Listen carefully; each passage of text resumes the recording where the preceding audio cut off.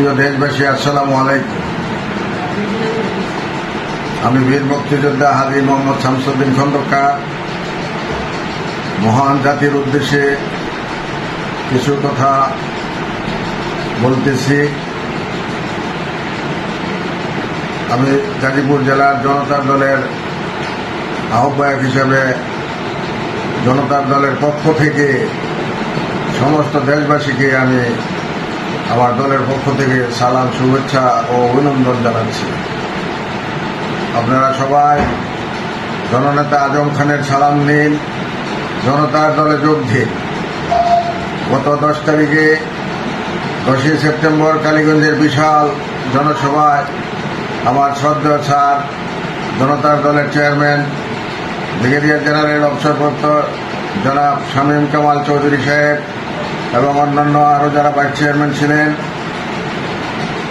Major general Sabbir Ahmed, lieutenant general Mahbub Alam এবং আরও অনেক সেনা কর্মকর্তা ছিলেন যারা এই জনতার দলকে প্রতিষ্ঠিত করেছেন এবং আমার জননেতা আজম খানকে সদস্য সচিব করে আমার গাজীপুরের 42 লক্ষ মানুষকে সম্মানিত করেছেন বলে আমি মনে করি। আমরা গাজীপুরের মানুষ আজম খানকে সদস্য সচিব করাতে সমস্ত গাজীপুরবাসী, জনতার দলের ঊর্ধ্বতন কর্তৃপক্ষ যারা আছেন, নেতৃবর্গ এবং দলের চেয়ারম্যান সহ সবাইকে আমরা গাজীপুরবাসীর পক্ষ থেকে ধন্যবাদ জানাচ্ছি, শুভেচ্ছা জানাচ্ছি।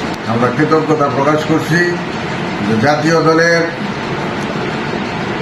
বাংলাদেশ আওয়ামী লীগের জনাব তাজউদ্দিন আহমেদ, শহীদ তাজউদ্দিন আহমেদ বাংলাদেশের প্রথম প্রধানমন্ত্রী হয়েছিলেন গাজীপুর থেকে।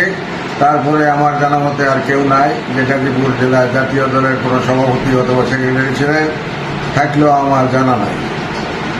যাই হোক, দেশের বর্তমান যে পরিস্থিতি, এই পরিস্থিতির উপরে ভিত্তি করে 44টা দল সম্ভবত নিবন্ধন প্রাপ্ত দল আছে।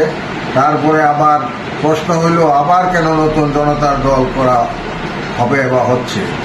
এটার উদ্দেশ্য এটাই হচ্ছে, অতীতে যে সমস্ত দলেরা দেশ শাসন করেছেন, যেমন লাঙ্গল মার্কা দল যারা, তারা শাসন করেছেন, ধানের শীষ যারা, তারাও দেশ শাসন করেছেন, এবং নৌকা মার্কা যারা, তারাও বঙ্গবন্ধুর দল হিসেবে দেশ শাসন করেছেন। কম বেশ সকলেই ব্যর্থতার পরিচয় দিয়েছেন।